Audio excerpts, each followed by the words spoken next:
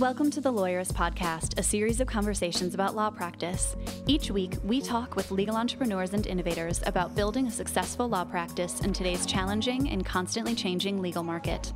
And now, here are your hosts.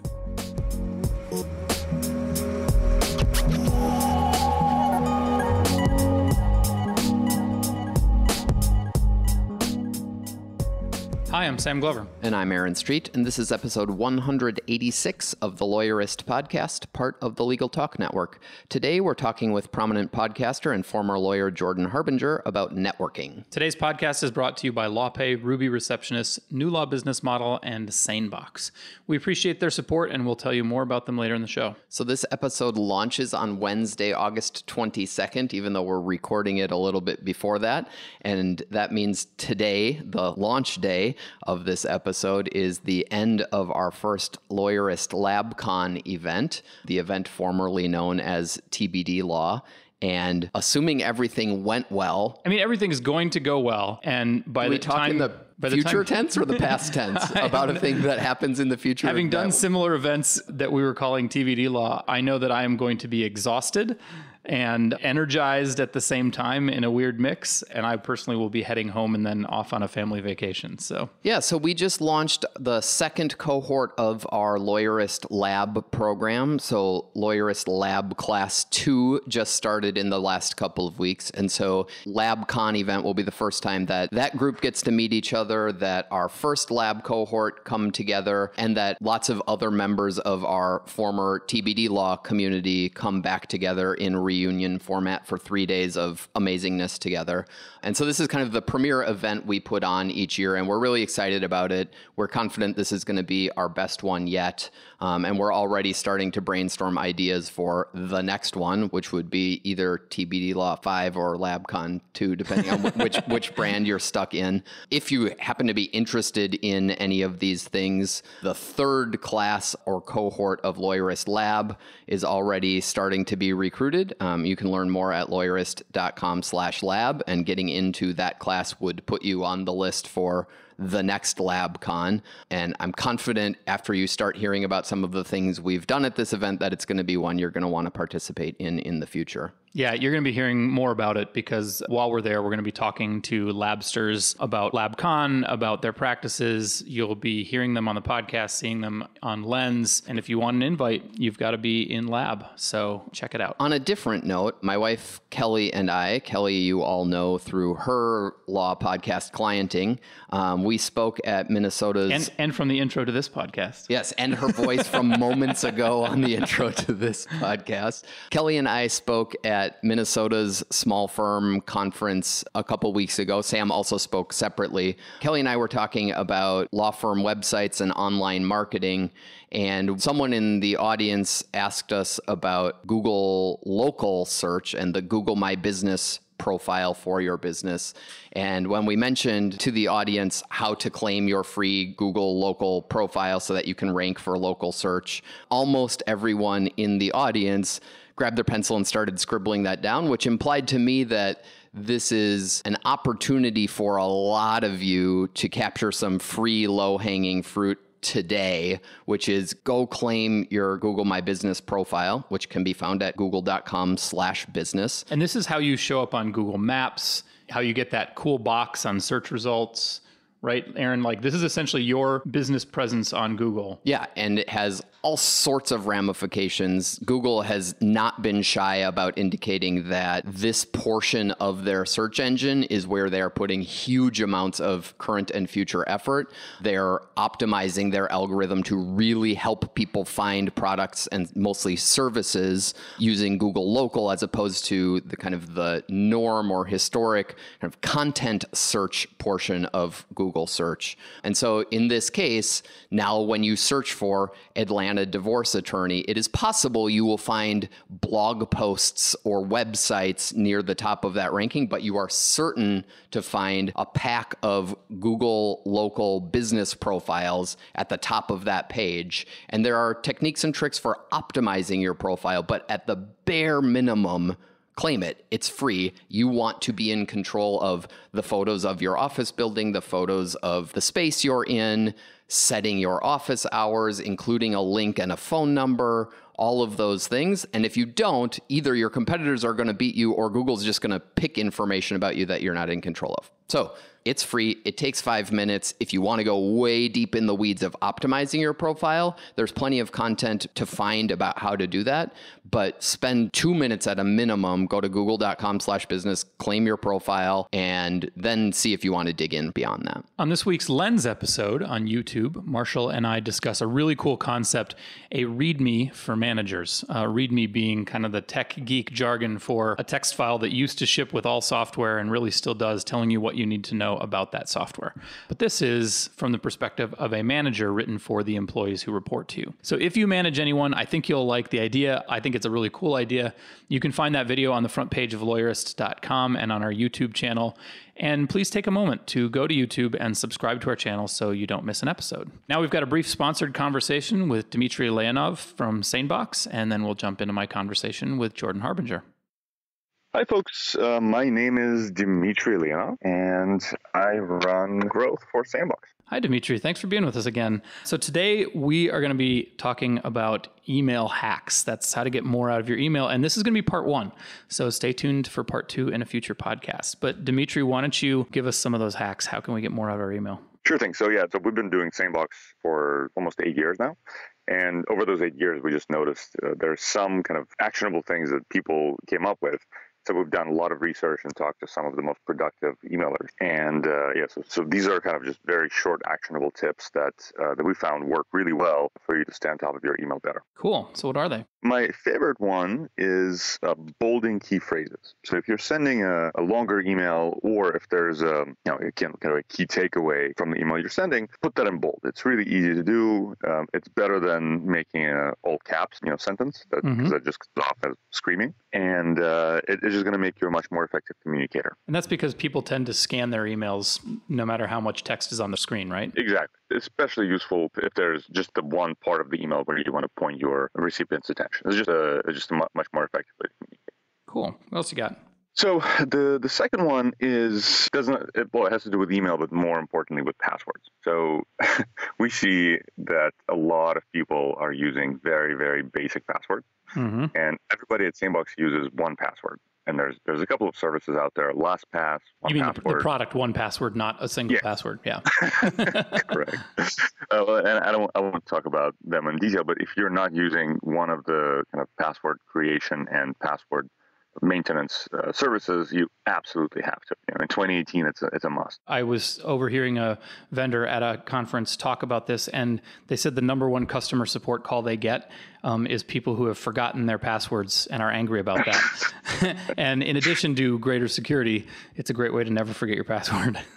Yeah, absolutely. But what that leaves us with is creating a password for your 1Password. Or for me, for instance, I actually have a unique password for my email. So the hack here is how to come up with a unique, random, really, really difficult to guess password for a service. And the hack is, think of a phrase that you know by heart. And so it can be, a refrain from a song or just some phrase that you know, and literally start sounding out the first letter of each word as you're saying it. Cool. Yeah, and basically you just say the phrase to yourself and type the first letter. And after a couple of times of doing this is going to be a no-brainer.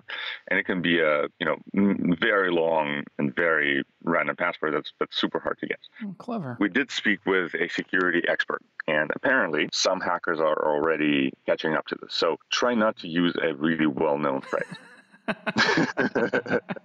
If you're into indie and you only want to listen to music that nobody else listens to, you're probably good. Yeah. Exactly. Or like an oldie that, like some obscure song is key.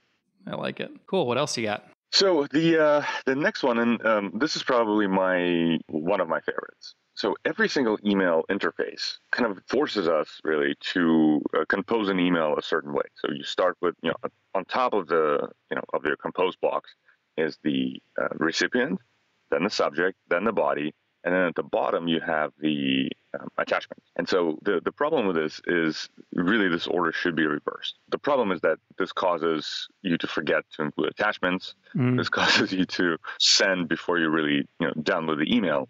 And try doing this. Try reversing the order. So start with the attachment because, frankly, if you're including an attachment to the email, chances are the email is about the attachment. Like, that's the most important part. So start with that. Then compose the email in the body, and then proofread it. Now that you actually have composed the email, you know how to summarize it effectively in the subject. So put the subject. And then once you're done with everything, put the recipient. And that's going to avoid hitting send before you're done and the accidental send, which at least I'm very, very guilty of. Mm-hmm. Very cool. I like that one. Yeah, I use Gmail, and Gmail has a fantastic feature called undo send, which basically waits to send the email up to 30 seconds after you hit send. So it's super effective. But yeah, at the very least, if you don't put the recipient until you've finished with an important email, you won't regret it. Very cool. So if you want to learn more about SaneBox and unlock a $25 credit towards a subscription, you can go to sanebox.com/lawyerist. Thanks very much, Dimitri. Thanks for having me.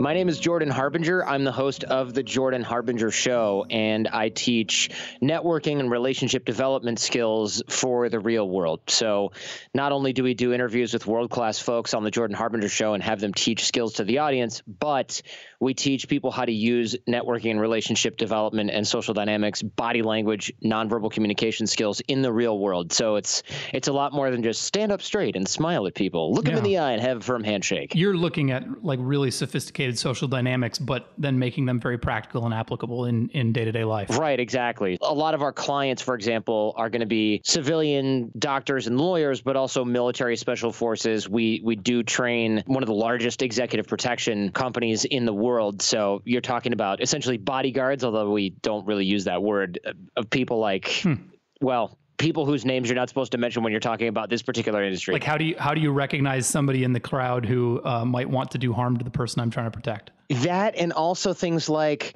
all right, so you used to protect one of the presidents, so your modus operandi for getting a private room at a fancy hotel or restaurant when there's public in there is to walk up, show your badge, say, Secret Service, we need the back room now, and then everybody runs away and gives you what you want. Now you're working in the real world and you're protecting the C-suite of a large Silicon Valley operation, and you're bringing in the CEO, and, you need people to clear out of the back room. You roll in and you make the demand, and they go, I don't care. This is the Ritz-Carlton. I'm not kicking out 47 people because so-and-so is walking in. Go fly a kite. You've now got to navigate this yourself. You don't just get to be an intimidating person with a gun. You actually have to make it happen. Right. And a lot of these guys, they're great at what they do. Shooting, driving, protection, jiu-jitsu, spotting dangerous people and taking them down. What they're not necessarily as specialized in is, hey, look, valet, I need my car to be up front. Sorry, sir, we can't park cars up front. Listen here, you little punk. Well, that's not going to work, right? Mr. Ex-Marine, like that's not going to work so well. What's going to work is, hey, look, if you do this right, I'm going to see to it that you guys all get autographed basketballs from this guy. But I really need the car right here because if something happens, we're totally screwed. And you got to make him like you, and you got to make him believe you, and you got to make him go, this guy's cool, right? And you can't just get it with flashing a wad of cash, and you can't just get it with a badge because you don't have one anymore. And you're not carrying an assault rifle, right? So like you've got to use soft skills.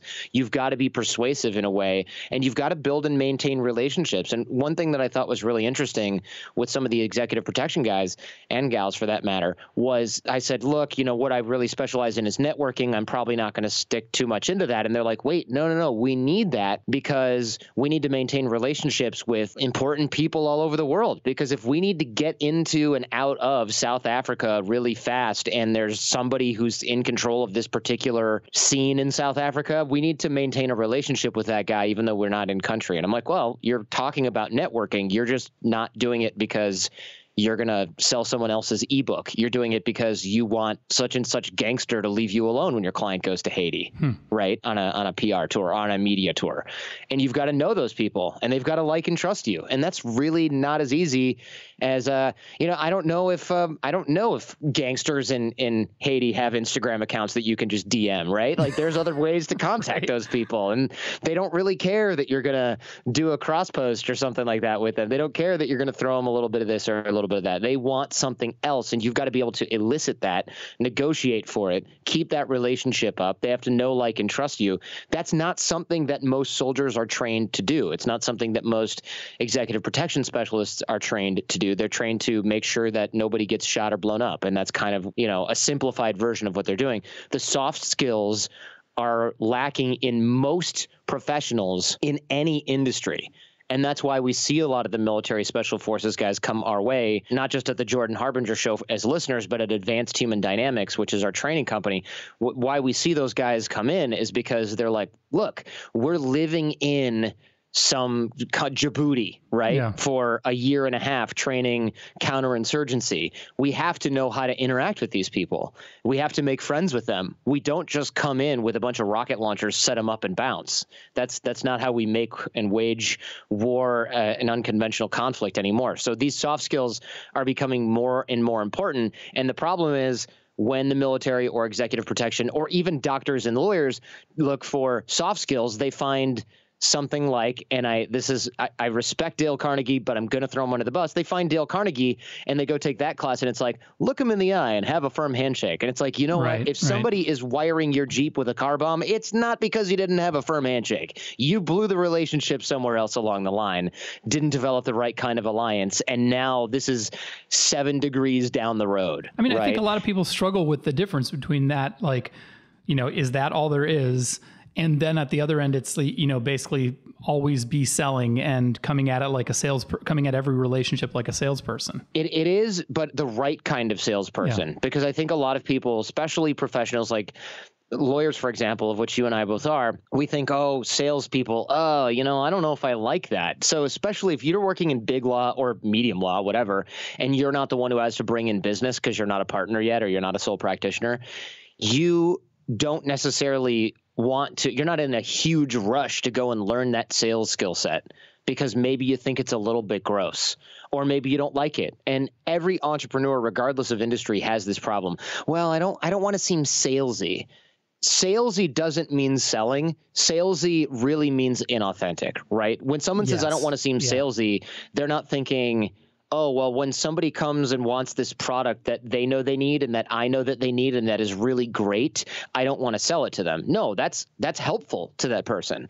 If someone says, hey, Jordan, I want to start a podcast and you've been doing it for 11 years, can you help me find the right microphones? I don't go, oh, I don't want to seem salesy. I go, yeah, I can help you find all the gear that you need and I can help you learn this. I know that I'm helping you. Literally nobody wants to be salesy, most of all effective salespeople. Right, exactly. Yeah, effective salespeople aren't salesy at all, highly effective salespeople. We know the salespeople that we don't like, that we ran away from because they're like, oh, I misplaced the keys to your car. Why don't we walk around and test drive some more of these fine previously driven vehicles on the way back to that's BS and everyone knows it. But a good salesman is the one who, and there are countless examples of this.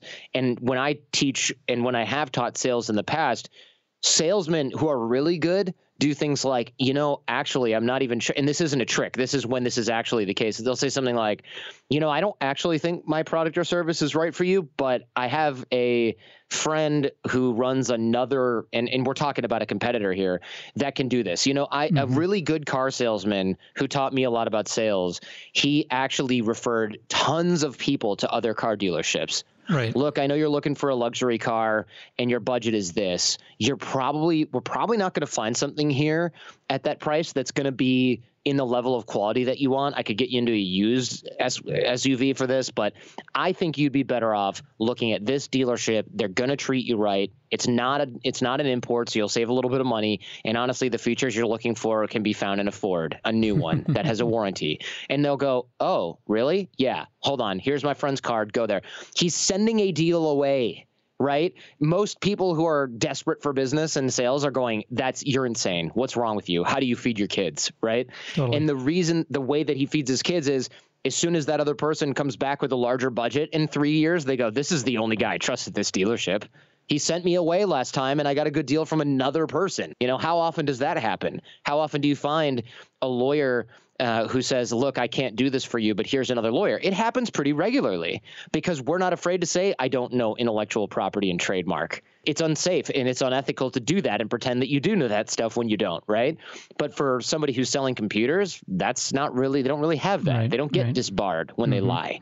So we have to be careful with this, but that sales skill set is massively important. And everyone, I would argue everyone in pretty much every line of work needs it. And there's going to be somebody who's got their head down at work all day, says, whatever, I'm the top coder at Amazon. I'm in a basement. I'm making $300,000, $400,000 a year. I don't need that. Fine. You don't need it. But if you ever want to become the manager of all the people that you work with or move up to a team lead position, you need that. And another type of client that we see at Advanced Human Dynamics is the person who says, crap, I'm 40 and now I'm totally not getting promoted. The guy I hired 4 years ago is my boss now. What happened? Let's talk about, developing those skills when you don't have them and pivot to networking. But before we do, I kind of want to clear something up for anybody who might be like, hey, who's this Jordan Harbinger guy? And Google you like I did. And see, Jordan Harbinger used to be involved in teaching people how to be a pickup artist. Because, I saw that and I'm like, gross. Yep. So what's the deal? Yeah. So when I first started, I was working on a Wall Street law firm, or at a Wall Street law firm. And I knew that I could work my tail off and I could get to a certain point. And that's what I'd been doing all through law school. I outworked everyone. And before that, when I was in high school or something, maybe even before that, I was like kind of naturally good enough to sort of study a little and get by. But then, I had to outwork everyone in law school. But then when I got to Wall Street, I was like, oh, shoot, everyone's smart. Everyone's working really hard. I don't have a competitive advantage anymore. And so this guy, Dave, who was one of the guys who hired me, he was never in the office. And I thought, well, that's strange. I thought we build in 6-minute increments. Dave must be working from home a lot. So I found Dave one out of the 30 days or so during the summer that he's in his office. And I said, hey, I have a question for you. How come you're a partner, you're really highly compensated, but you're never in the office? Do you just work from home? Like, what's happening? How come you're able to do that? And the reason, of course, is because I wanted to know how I could build my career working from home, because I figured, hey, if I'm not in the office, it'll take them a long time to find out that I don't belong here and fire me because everyone's smarter than me, classic imposter syndrome. You're right. And so he said, well, no, I do work from home, but I'm bringing business. I go do jujitsu and I go play golf and I go to the country club and I go on these charity events and I go to play squash and racquetball and I go to the bankers' dinners and luncheons and things like that, and I meet clients and I make friends with these guys and they throw us business. So I bring in business. I don't worry about my billable hourly bonus. I don't worry about any of that. I just build a book of business for the firm. And I was like, wait, what? You don't just work really hard, get promoted to partner, and then start networking? I'm 25 or 26. I don't have a clue how this works. And he's like, no, you need to do this stuff now. So I started focusing on that like crazy. And what I found was that networking and dating were really similar. Again, I'm 25, 26 years old, so I don't have a lot of corporate opportunities. I'm just going out to bars and restaurants after work and after law school, because that was during my first summer as an associate. And so I'm going out and I'm going, oh, I have to start conversations with people. This is really hard. So I worked on that. And I was getting decent at the whole networking thing. And what I found was that when you know all of the owners of all of the bars and all of the restaurants, and when you start going to charity galas for the University of Michigan Hospital, and the chief resident or whatever of surgery is inviting you on his boat to hang out, you start meeting a ton of people. And I started espousing all of these amazing benefits to future lawyers, and nobody gave a crap at all. No one cared. They were like, who cares? You network? Yeah, I'll do that later. It's for old people. Right now, I got to get a job and figure out how to be a lawyer. And I get that. But it's terrible advice, because you do need to dig the well before you're thirsty. And so how that evolved into the whole dating thing was, I went, fine, okay, well, I guess nobody cares about this. So I just kept going out and working on networking skills and talking with people. And I found, meeting women and guys is really easy. I can train anyone to do this. So I started training guys and gals to go out and do the networking thing, but also apply it to dating. And then when the 2008 economic downturn hit, I'd been doing a show where I applied a lot of the networking skills to dating and relationships, body language, nonverbal communication, persuasion, influence, and people were really interested in that. So I started a business based on that.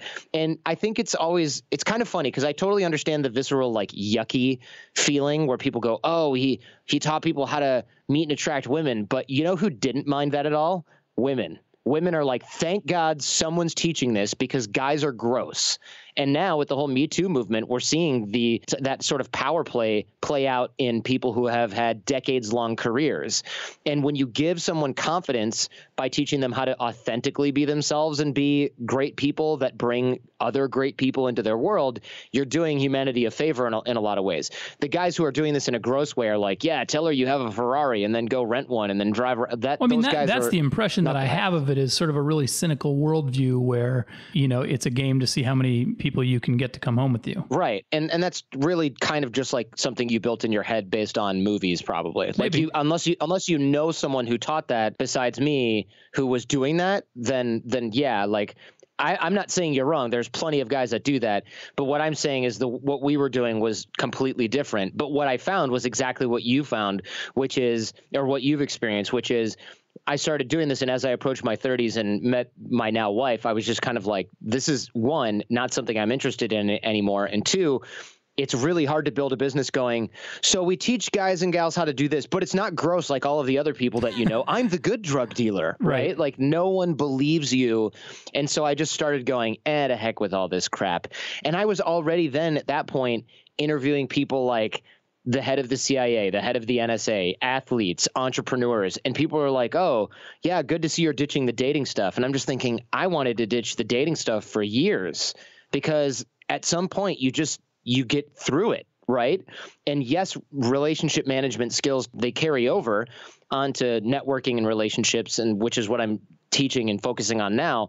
But going out to I'm 38. My worst nightmare is going to a bar and being there after 11 because I'm going to have to figure out how to stay awake, right? Like I'm going to have to figure out how to stay awake. Oh no, an attractive woman's talking to me. This is not anything that I need to deal with right now. Like where's my wife, right? Let me introduce you to a couple of my friends. Like that's as far as it goes. In your 20s, though, I will throw this out there. There's absolutely nothing wrong with going out and dating a bunch of people as long as you're not lying to them to try to get them in the sack or something like that. Well, something that you said to me before the podcast started, which resonated because I think it carries over completely to just general professional networking, is that when you started getting into it, you discovered that a lot of people were just kind of weird about social interactions, and you were teaching them to be normal.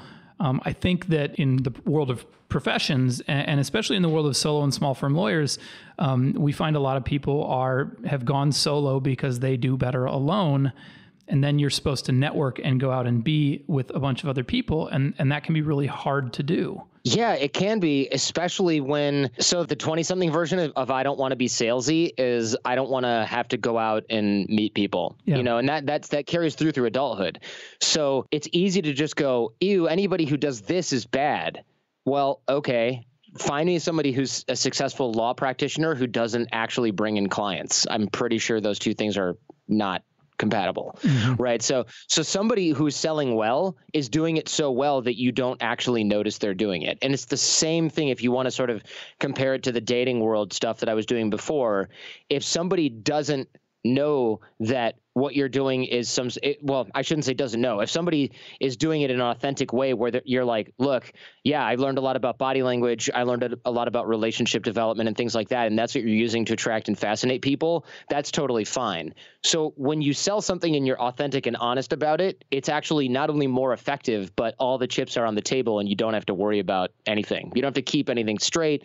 You don't have to go, oh yeah, I did give a better deal to that other person. I didn't think you knew about that. Yeah. Right. And so what I find at Advanced Human Dynamics and people who write into the Jordan Harbinger show, especially lawyers, doctors, and professionals, they go, yeah, I'm kind of limited by the fact that I don't have this skill set.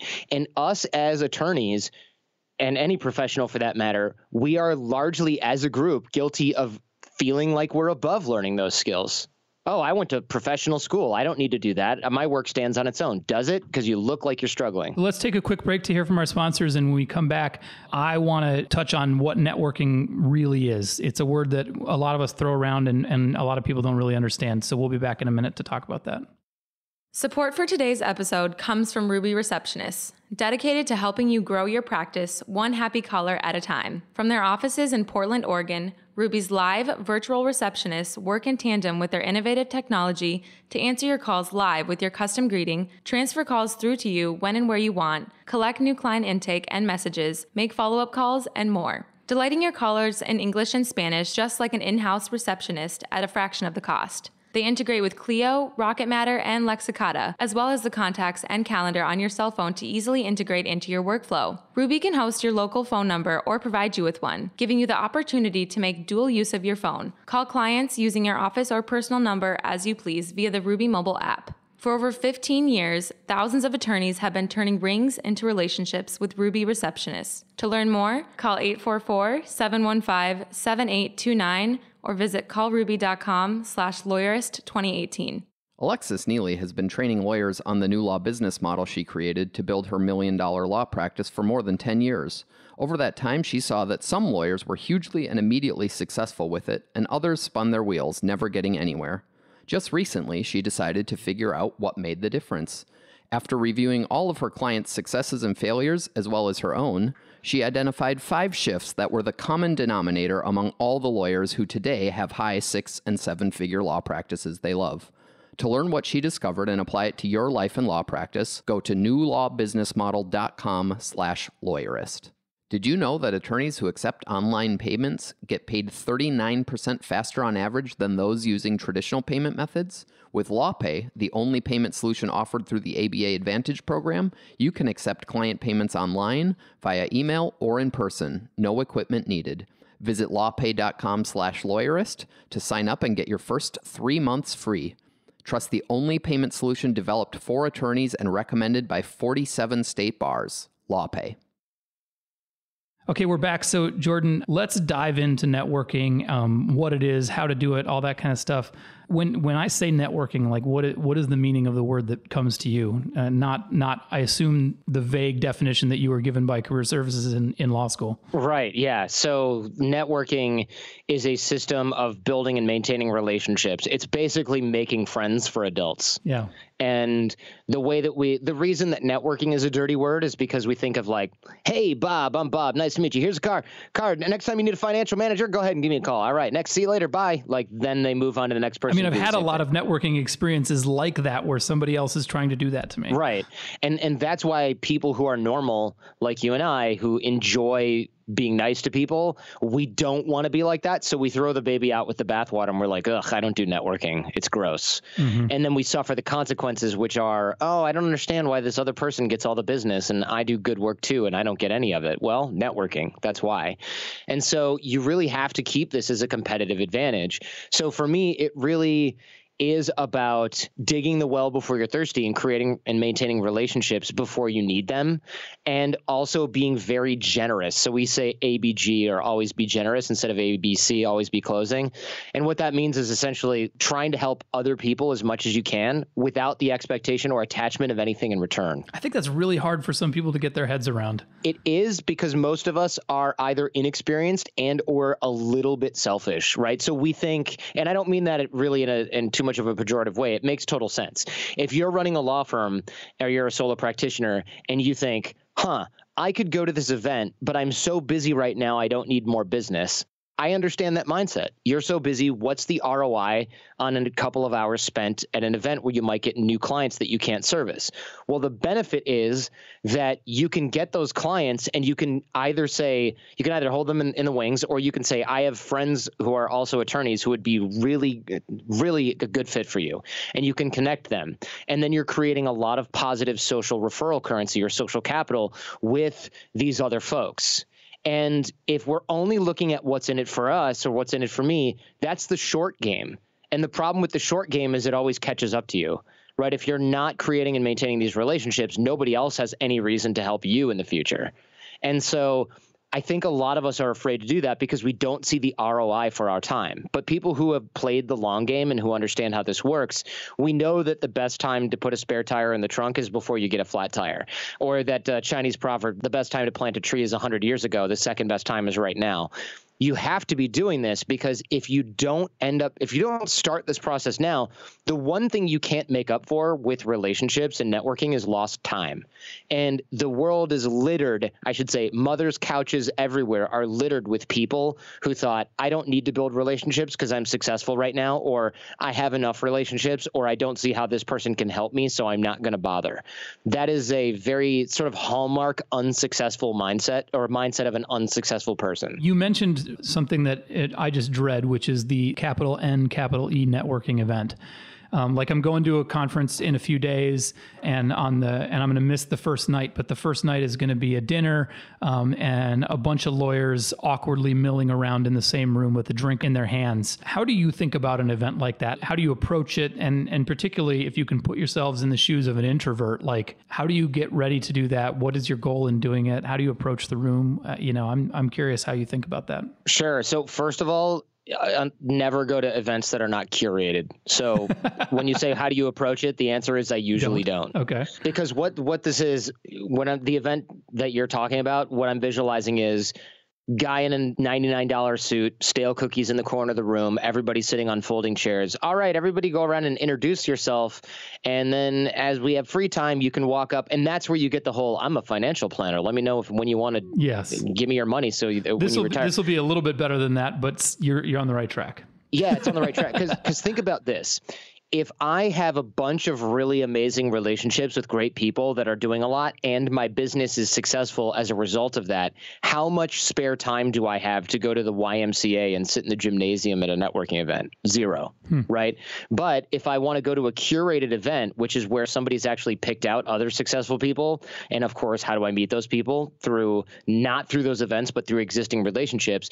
I have plenty of time and in fact, almost every month or so, every other month, I'm almost always making time to go to a curated event in fact, there's one coming up in Utah, and it's like, I want to say 150 or so entrepreneurs, business owners, artists, and amazing folks like that. And we're going to take over a place in Utah or wherever it happens to be at any given year. And there's a lot of time to meet, hang out. There's little like wine tours or wherever, depending on where you are. Skiing doesn't really matter. There's activities. There's almost zero. In fact, you're not even allowed to solicit at these events because it's annoying. So it's just about, because the whole thing sounds like it's geared towards putting you in situations where you can enjoy yourself with other people who you're probably going to like. Yeah, exactly. It's essentially summer camp for adults. And there are a lot of these events, and they're very difficult to get into initially. And look, you don't have to start at some of these top line events. You can actually curate your own as well. You can start with one person, right? Exactly. But the point is, you're not supposed to be going to events where it's like Mixer for lawyers up here, paid $15 so you can get punch and a bagel, right? Like those are low end, and the people that go there are either newbies who are like, ugh, I got a network, or people that have no way to get into something that's actually better and more suitable for what they're doing. So you end up with a bunch of new people who don't know any better, with a bunch of people who can't get into anything better. And that's a terrible place to be, because you just go there, you get pitched 80 times and you're like, I'm never coming to one of these again. And then 3 years later, you do it again. You go, now I know why I hate these. I'm never doing one of these again. Rinse and repeat. Instead of making real ties with real people that can actually help you and your business, and vice versa. And the way that you do that is by only going to curated events, not looking at what's in it for you, but looking at how you can help other people without the attachment of anything in return.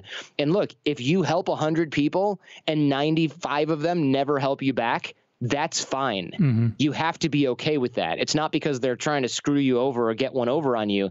It's because, one, that sort of abundant mindset where you're like, look, I'm not losing anything by helping a bunch of people. I'm building social capital, referral currency, and a good reputation.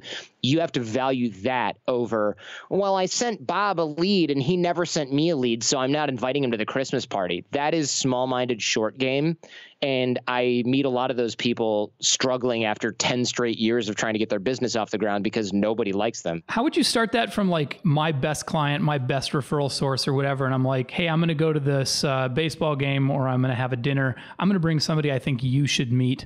If there's somebody you'd like to bring along too, I'd be happy to buy him dinner. Is that a way to start, or am I on the wrong track? No, that's much better than what most people are doing. I also think that there's a lot of ways in which you can scale a lot of these things, and by having, for example, one of the things that I teach is for newbies, especially, is the idea of dinner parties and stuff like that, where you invite, and I outline this in our level 1 sort of thing, which is like a free kick off the rust. That's on the website, and we'll throw the link into our show notes so people can click it. Yeah, the level 1, I say course, but it is really just a bunch of free videos where I teach things like this. And the dinner parties are really, really good because you essentially invite 3 people, and those 3 people have to bring someone else that you don't know. And the value add is not free spaghetti. The value add is maybe you're bringing all attorneys. And so then someone comes in and is teaching social media for attorneys, which is a real thing, of course, or SEO for legal websites, or, how to get how to SEO for your website so that you're getting the type of client and case that you actually need. And so that's useful. So the people come and go, that was valuable. And then you've met 3 other people, you keep in touch with them, you rinse and repeat. You could do this every week or every month.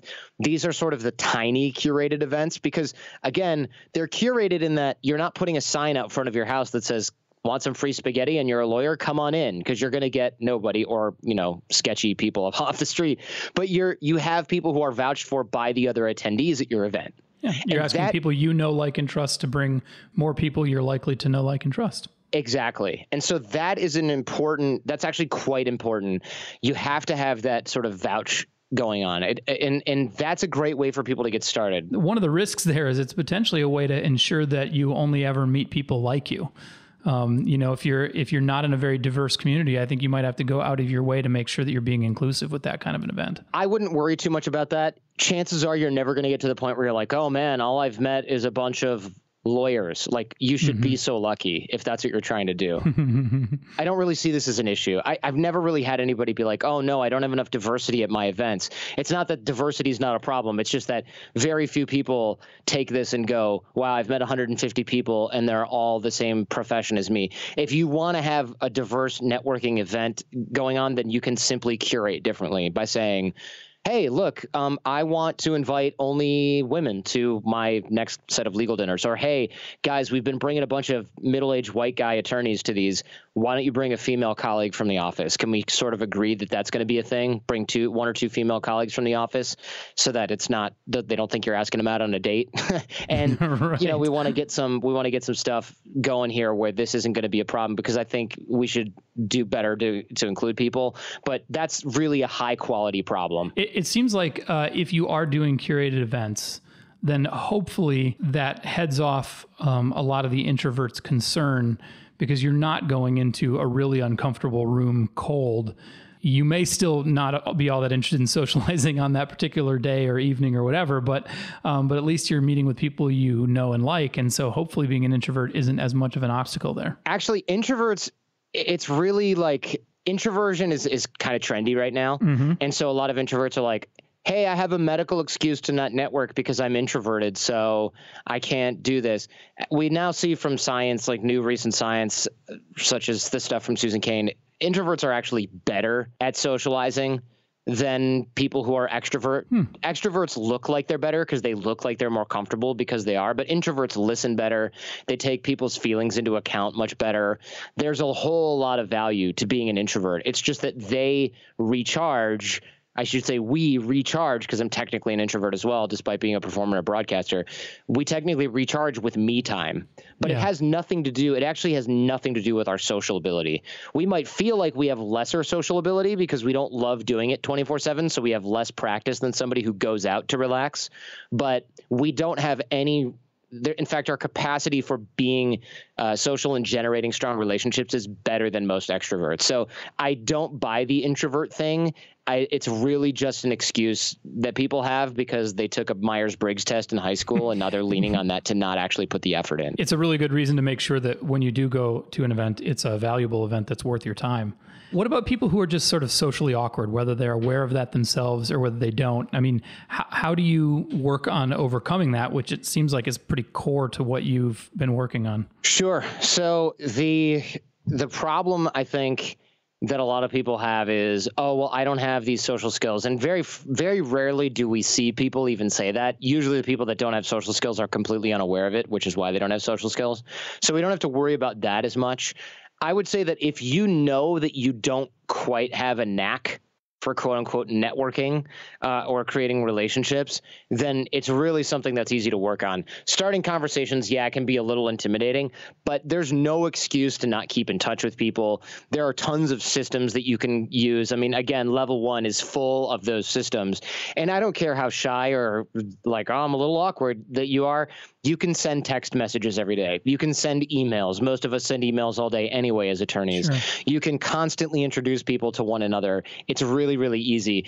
Do you find it awkward to go to some mixer and start a conversation with a stranger? Yeah, fine. Okay, but those aren't the social skills that you're really going to use in a networking environment. If you're going to the right events, you have your systems in place, you're asking for introductions where you need to via text and email, you don't need to be able to walk into a room, nail the karaoke of some it's classic It's not a song. performance, right? It's not a performance. You don't have to pull a Ferris Bueller, jump up on the parade float, and wow everyone. That's 1% of networking is walking into a room and schmoozing the whole place. The other 99% is, hey, Bill, I know that you just had your driveway redone. I'm looking at doing that. I've got a friend who does concrete. I'm wondering if you would connect me to your contractor. I want to price it out. And my friend who does concrete is actually looking to break into our geographic area. So it's a good intro for me too. That's an email. If you're afraid to send emails, well, okay, that's a whole different thing. It's a whole different thing, but I think it can be overcome with practice. And when you have things like basic scripts that you can use in texting, basic email templates that you use, you're really kind of out of excuses because you can be the biggest basement dwelling introvert in the world, but you can still send a bunch of emails. There's just really no excuse other than laziness and or you don't have systems in place, which is what level 1 is designed to solve. And my theory is at least that in a social situation, the easiest way to keep going and make yourself seem interesting is to ask a lot of questions and be interested in other people. Even if you never say anything about yourself, they're going to remember you as an interesting person because you let them talk about themselves a lot, which everybody loves to do. Well, there's that. Yeah, that's kind of one of the age-old tricks, right? Let people talk. And I'm totally fine with that. You know, when people say, I don't know how to keep the conversation going, I'm thinking, look, ask questions. Because a lot of introverts, what we do is we say, well, it's not that I'm shy. It's that I think of what I need to say 10 minutes after the conversation ends. Sure. That's fine. So do that. Keep it that way.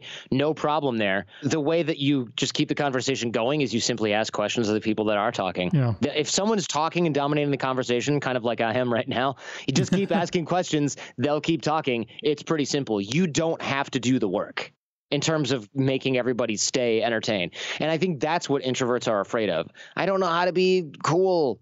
No one cares. So I'm going to wrap up by saying that if you are interested in what Jordan's been talking about, you can learn more at advancedhumandynamics.com.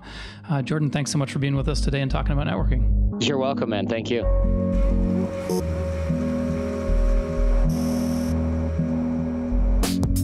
Make sure to catch next week's episode of the Lawyerist Podcast by subscribing to the show in your favorite podcast app. And please leave a rating to help other people find our show. You can find the notes for today's episode on lawyerist.com/podcast. The Lawyerist Podcast is produced with help from Lindsay Calhoun and edited by Paul Fisher. The views expressed by the participants are their own and are not endorsed by Legal Talk Network. Nothing said in this podcast is legal advice for you.